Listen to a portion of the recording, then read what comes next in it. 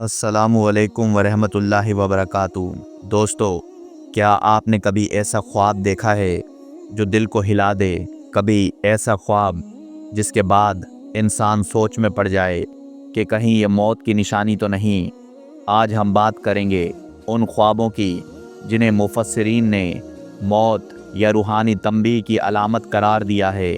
دوستو، اسلام کے مطابق خواب 3 طرح کے ہوتے ہیں۔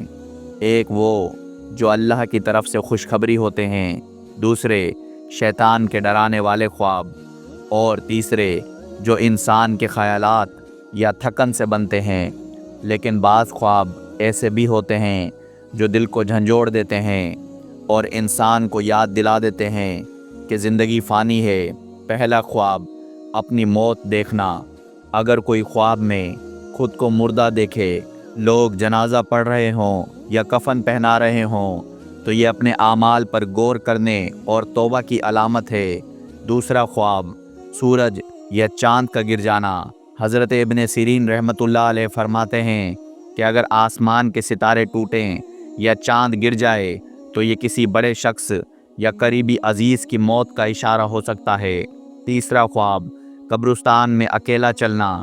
اگر کوئی خواب میں خود کو قبرستان میں اکیلا دیکھے جہاں کوئی بات نہ کرے تو یہ روحانی تنہائی اور آخرت کی یاد دہانی ہے۔ چوتھا خواب، فوت شدہ عزیزوں کو بلاتے دیکھنا۔ اگر کوئی خواب میں مرے ہوئے لوگ مسکرا کر کہیں آؤ ہمارے ساتھ، تو یہ قریب آنے والی موت یا آزمائش کی نشانی سمجھی جاتی ہے۔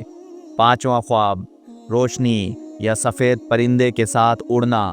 اگر خواب میں دل کو سکون ملے اور روح جیسے آزاد ہو تو یہ کبھی کبھی دنیا سے رخصتی یا ایمان والی موت کا اشارہ ہوتا ہے۔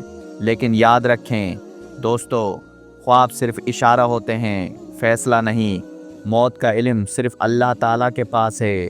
اگر ایسا خواب آئے تو گھبرائیں نہیں، بلکہ توبہ، صدقہ، نماز اور نیکیوں میں اضافہ کریں۔ یہ خواب ڈرانے کے لیے نہیں بلکہ جگانے کے لیے آتے ہیں۔ اللہ جسے چاہتا ہے اسے موت کی یاد دلا کر قربت عطا کرتا ہے۔ اللہ ہمیں نیک خواب دکھائے اور ایمان والی موت نصیب فرمائے۔